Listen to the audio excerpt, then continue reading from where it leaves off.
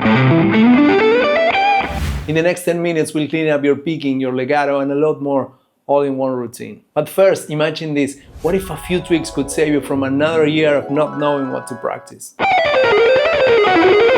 Welcome back. Today we're fixing 95% of your guitar technique. Today's quick setup is my Vola O's into an Ibanez Mostortion into a Tonex pedal. Alright, let's get started. Alternate picking. Let's start by cleaning up that picking hand. We'll use a simple picking sequence. Short, small, and steady motions are the key.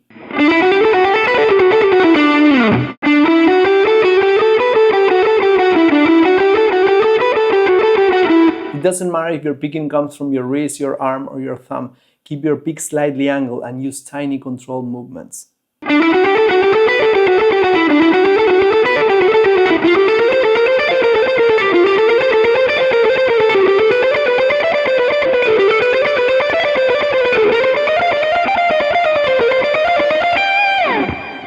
Stick around or you'll miss the one thing that will clean up your legato technique like nothing else. We are dividing this into two, Hammer-Ons and Pull-Offs. First, Hammer-Ons. Here's a hammer-on exercise to get your fraying hand coming down with strength and accuracy.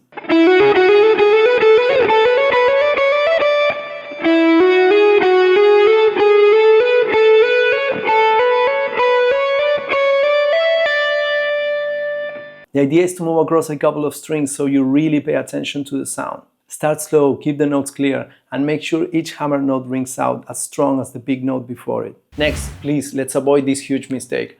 Most of us have a stronger side when it comes to legato. Some hammer-ons, other pull-offs, you have to find which one's your weakness. Now it's time for pull-offs.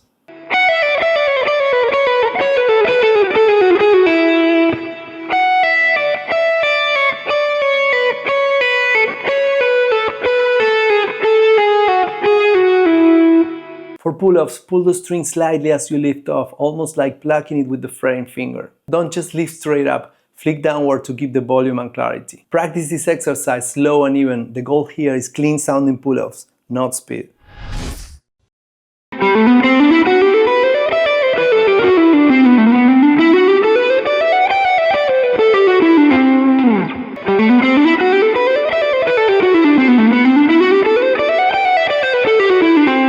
Finally, let's do the classic Richie Kotzen legato exercise to practice both techniques together.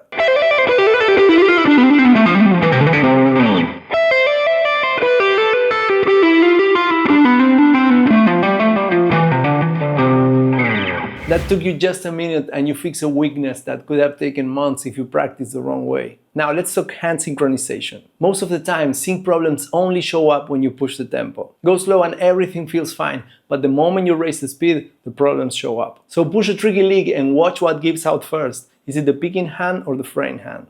I love to practice hand sync with one lick from the final duel from the movie Crossroads.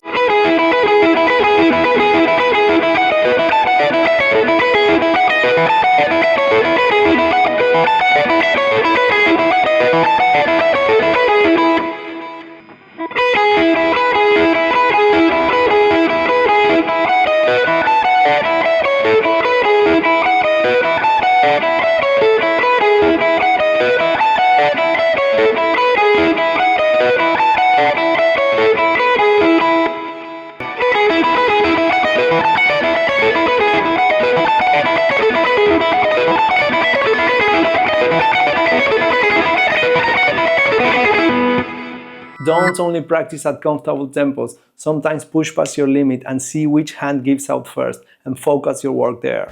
People spend hours trying to fix their hand synchronization and you just tackle it in about a minute. Next up, finger independence. If you follow my channel, you know how I feel about the spider exercise. Spoiler, I hate it. So instead, let's try something musical. Ditch the spider, here's an exercise built on actual ideas to get those fingers working independently.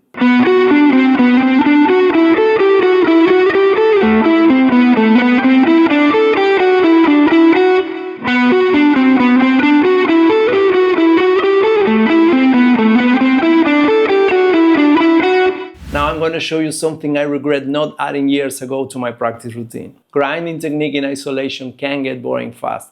To keep things interesting, we're going to add sequences. This is the fun stuff.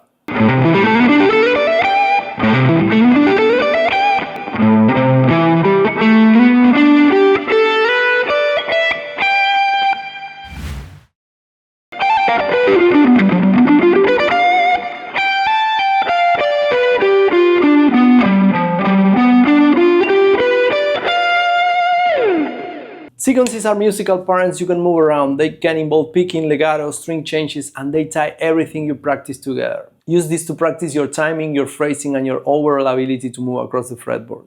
Why isn't the next technique talked about more? And when it is, why is it almost always shred or neoclassical? Sweep picking is one of the most powerful techniques. I'll show you how to combine the sweeps with legato and slides so you can practice the technique in a more musical way instead of running arpeggios up and down.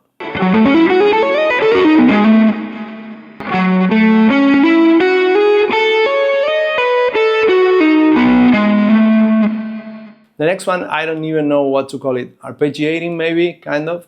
It's a little trick that Eric Johnson uses all the time, and it sounds amazing. It's like you take a chord and play a few of its notes individually. Let's break it down.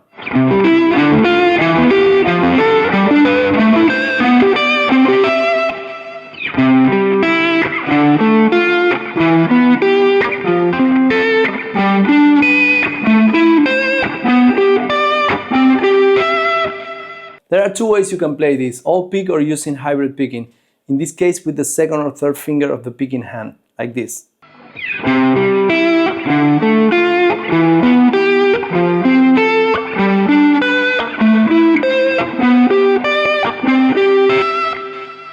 Last but not least, string skipping. Paul Gilbert is the king of this, so we're gonna borrow from the Intense Rock 2 video.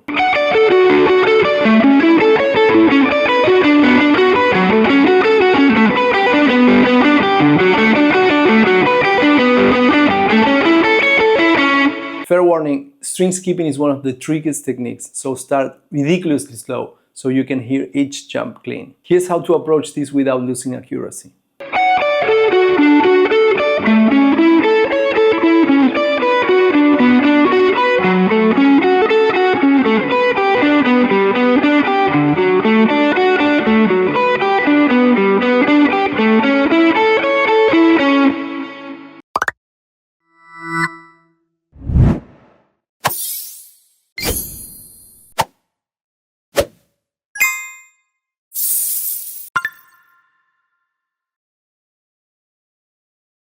You started fixing your technique here, but if you want to improve your speed, you'll have to fix a few more things, and that's what I'm going to show you in this next video.